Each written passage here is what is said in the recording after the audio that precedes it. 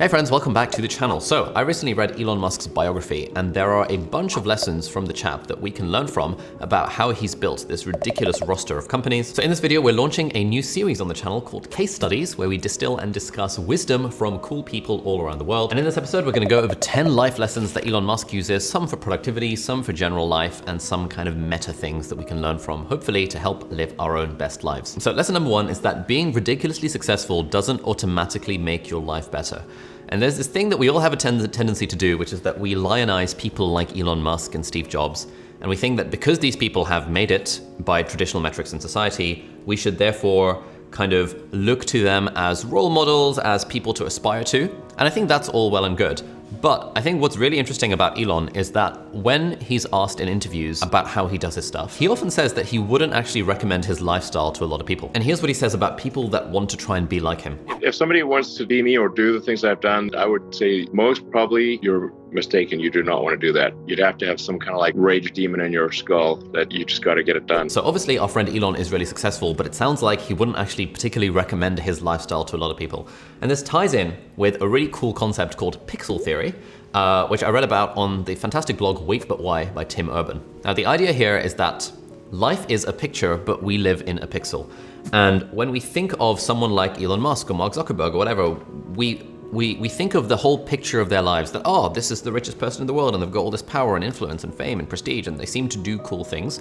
We think of it in broad, big picture terms. But what Tim Urban says in the blog post is that we live in an individual pixel, and these people live in an individual pixel of that entire picture. And so it's really less about the grand narrative of someone's life that contributes to whether they are happy and fulfilled and find meaning in their life and stuff. And it's a lot more about what they're doing day to day.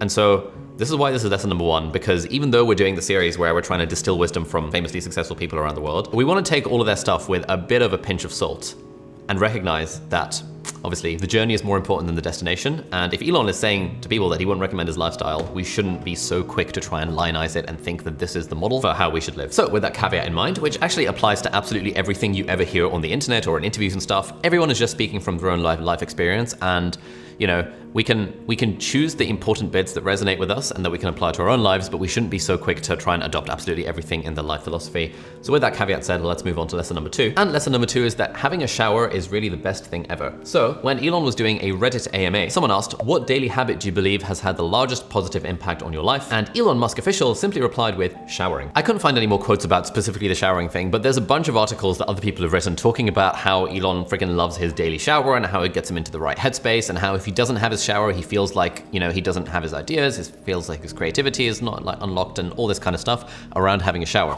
No, I do. I just kind of stand there in the shower. So you have long showers? I do actually, create-less. Long showers. Sounds wrong.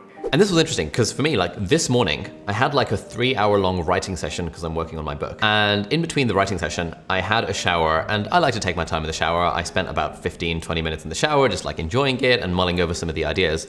And part of me was thinking, this having a shower thing is not very productive, because I should be writing my book here. And then I was thinking like, what the hell is wrong with me? Why am I thinking that having a shower is not being productive? Like the point of life is not to be productive every single second of the day. Having a shower is something that I enjoy. I luxuriate in the water, the conditioner, brushing my teeth in the shower to be a bit more productive, that kind of thing. And I also realized that I was getting a bunch of ideas in the shower that I could then incorporate into the book. And speaking of showers, the water that we spend in the shower often ends up in the ocean, and the oceans are in a very bad state. And that's why this video is in support of hashtag Team Seas, which is an initiative by creators all around the world, led by Mr. Beast and Mark Rober, to try and clear out 30 million pounds of trash from our seas around the world. So for every dollar that the campaign raises, there's gonna be one less pound of plastic in the oceans. And if you wanna donate, head over to teamseas.org, or there might even be a donation button under this video if that works nicely.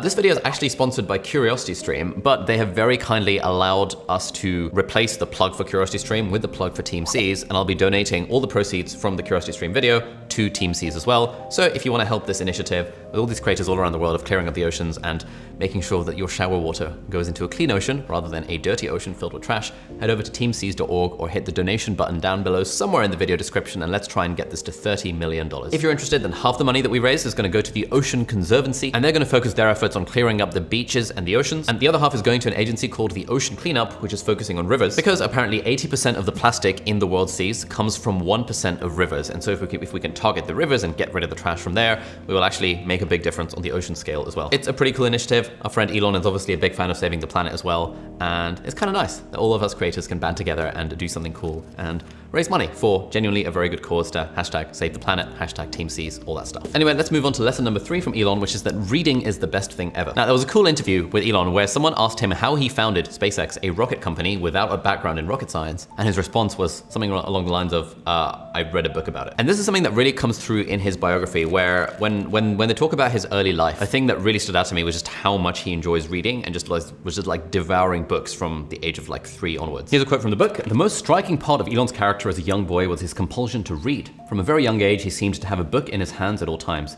It was not unusual for him to read 10 hours a day, said Kimball. If it was the weekend, he could go through 2 books in a day. And here's another quote where Elon himself is speaking. He says that at one point, I ran out of books to read at the school library and the neighborhood library.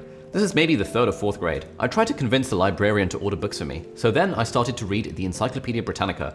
That was so helpful. You don't know what you don't know. You realize there are all these things out there. Now, obviously, we're big fans of reading here on the channel, and whenever I listen to interviews or read books from people who are famously successful, they always say that reading has absolutely changed their life. And they always say that they don't know a single other person who is successful who doesn't also say that reading has absolutely changed their life. So, I still get a bunch of messages and emails and stuff from people on Instagram and Twitter being like, oh, I only read like 1 book this year, 2 books this year. How do you find more time to read? All that kind of stuff. To be honest, my biggest tip for this is get a Kindle and spend half an hour before bed each night reading, because it's a good way of falling asleep. And if you do that, you can get through quite a lot of books fairly quickly. So worth doing. Elon, big fan of reading. Lesson number 4 is to have a clear vision for the stuff that we're doing. Now, Elon is a really interesting example here because his vision for SpaceX is to make humanity a multi-planetary species, and his vision for Tesla was to help accelerate the transition to renewable energy. These are both pretty big vision type things, but often if you ask someone, or if you think yourself, if you're watching this, what is my vision for life? That's like genuinely a really hard question to answer, and it feels like, at least to me, when I used to think about it, I used to think, God, I have no idea. Like, how? Like, I'm personally not interested in like affecting mass change in the world and all that kind of stuff. There were a couple of exercises that I found helpful to help me figure out like a life vision, shall we say, and it still sounds a little bit cringy to say it. The first one is the gravestone technique, which is to ask yourself, what do I want written on my gravestone? And that's actually a fun question to actually think about. What would you actually want written on your gravestone? When I do that, I land on about 3 things. Some combination of good father, good husband, and inspirational teacher. And it was doing that exercise that made me realize, oh, maybe the thing that I really value above all else is, well, apart from the good husband, good dad stuff, is being a teacher. And that gave me a lot of clarity because it helped me realize that actually maybe practicing medicine as a doctor is not necessarily my calling, and teaching stuff, maybe on the internet, maybe in real life, is more of the thing that really resonates with me. And so when thinking what I want to do with my life, I've kind of kept that in the back of my mind. And the other exercise that's quite useful for this is the funeral technique, which is to ask yourself, what do you want people to say at your funeral? This is also kind of helpful in terms of figuring out a life vision, figuring out what sort of person we want to be. And the third one, while we're on this topic, is the Wikipedia technique, which is to ask yourself, what do you want written on your Wikipedia page? What would be cool when you have a Wikipedia page about the stuff that's written on it? And these things I find kind of helpful. I'm not going to share my own personal life vision in this because it's kind of a personal thing and I sound really cringe when I say it, but maybe in a future video we'll talk about that. But either way, Elon talks a lot about how having a clear vision is one of the things that drives him. I don't think any of us are going to have as like grandiose a vision for, I don't know, making humanity colonize Mars as Elon will, but even so, having some kind of vision and thinking about it just a little bit might potentially help us. All right, lesson 5 is the micro-scheduling method. And basically, in a bunch of articles and interviews that he's done, Elon talks about how he schedules his day, or rather his assistant probably schedules his day, into 5-minute blocks, so that there is something happening in every 5-minute chunk. He probably takes this a bit too far. He even like has lunch in a 5-minute slot and usually has lunch inside meetings, and most of us probably don't want to be that hardcore when it comes to scheduling our days. I personally think for me and my life, 5-minute chunks is not enough time, but I do really stand by the idea of scheduling our day and running our day based on our calendar and deciding in the morning what we want to do with that time in that day, so that we're not spending the rest of the day thinking, I wonder what I should be doing right now. I'm going to try the 5-minute thing at some point. There was actually a reporter called Hayden Field who tried this and wrote an article on entrepreneur.com about this. I'll link it in the video description if you want to check it out. It seemed kind of interesting, but I do like the idea of trying out the 5-minute schedule and see if it makes a difference. But the broad overall point is that scheduling stuff into our day and using our daily calendar as a way of helping us figure out what we want to do with our time and intentionally deciding that ahead of time rather than in the moment is often a way to be more effective if that's the thing that you care about. Now, lesson number 6 was going to be to get really good at email, because at various points, Elon has said in articles and in interviews that he loves asynchronous communication. He doesn't do phone calls, he doesn't do meetings. He really likes email because he can like reply to email while he's on his phone in a cab or something, and it doesn't rely on two people like actually getting together and talking. But in a recent interview that Elon did with Sriram Krishnan, who is a new friend of mine and one of the partners at Andreessen Horowitz, he actually did a complete 180 on this, and he said that he really doesn't like email. Texts are way better to deal with, and then in-person meetings are much better. Even Zoom meetings or whatever, they're still better than email. Anything's better than email, frankly.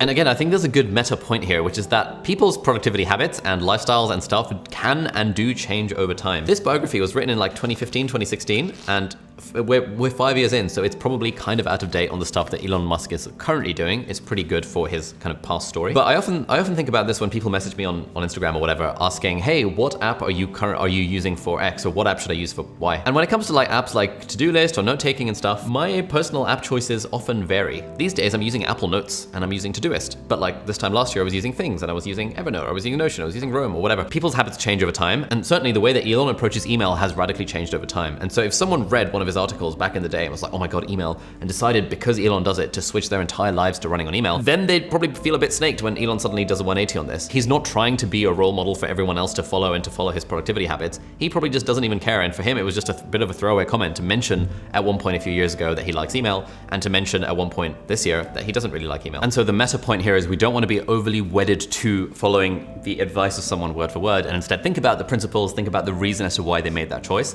and then decide to build our own habits based around that, maybe using that thing as inspiration rather than as a kind of set of instructions step by step. All right, so lesson 7 relates to the idea of setting stretch goals, i.e. trying to do stuff in a way that is more ambitious than the traditional wisdom about this. Now in the book, there's a nice quote from a former SpaceX executive who talks about how demanding Elon was when it came to setting goals, because they were trying to build a car that could go from LA to New York in one tank of fuel. The team will work on the car for a year and test all of its parts. Then, when they set off for New York after that year, all of the vice presidents think privately that the car will be lucky to get to Las Vegas. What ends up happening is that the car gets to New Mexico, twice as far as they ever expected, and Elon is still mad. So basically the vibe here, and the vibe in this whole book, is that Elon has these ridiculous goals that he sets for himself and for his team. People do say he can be very demanding, can be a bit of a dick when it comes to sort of forcing people to follow those, and has a very short fuse and will fire people if he thinks they're not being if they're not being fast enough. Maybe that's changed in the last 5-6 years since the book was written. I don't know. I don't know the guy personally, although Elon, if you're watching this, would love to interview you on the channel sometime. And when it came to something like Tesla, initially the Tesla Roadster was supposed to come out in 2006, which was a ridiculously ambitious deadline.